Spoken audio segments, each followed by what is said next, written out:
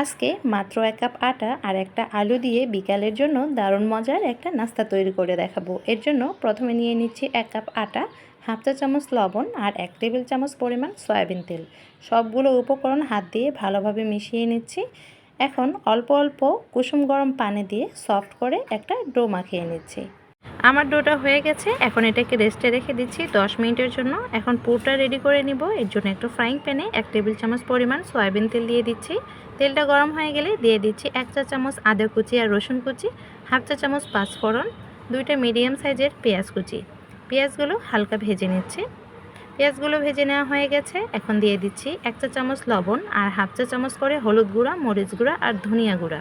দিয়ে দিচ্ছি কিউব করে কেটে রাখা আলু। এখন সবগুলো নেড়ে মিশিয়ে নিচ্ছি। দিয়ে দিচ্ছি 1 কাপের মতো পানি, দিয়ে চুলার আঁচটা লো করে রেখে ঢাকনা দিয়ে কিছুক্ষণ রান্না করে নিচ্ছি।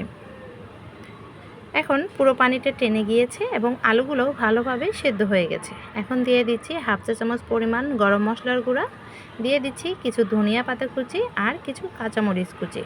আবারও ভালোভাবে নেড়ে মিশিয়ে নিচ্ছি। এখন আমার আলুর পুরটা পুরোপুরি রেডি হয়ে গেছে। পুরটাকে নামিয়ে নিচ্ছি আর এদিকে ডোটাও রেস্টে রাখার 10 মিনিট হয়ে গেছে। ডোটা এখন অনেক বেশি সফট হয়ে গেছে। এখন এখান থেকে ছোট একটা লেচি নিয়ে পাতলা করে একটা রুটি বেলে নিচ্ছি। অবশ্যই রুটিটা পাতলা করে বেলে নেবেন, তাহলে নাস্তাটা খেতে ভালো লাগবে।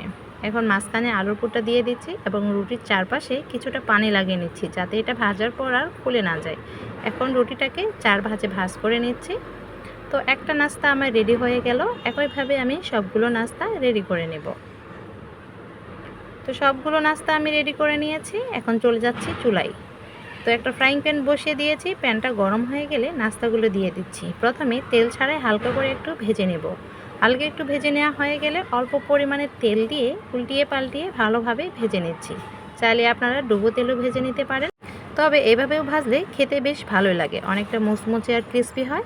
তো একইভাবে সবগুলো নাস্তা আমি ভেজে নিয়েছি। নাস্তাগুলো এখন আমি তুলে নিচ্ছি। চলুন নাস্তাগুলো কেটে শেয়ার করা যাক। দেখুন নাস্তাগুলো কতটা মুচমুচে আর ক্রিস্পি হয়েছে আর কতটা লোভনীয় লাগছে।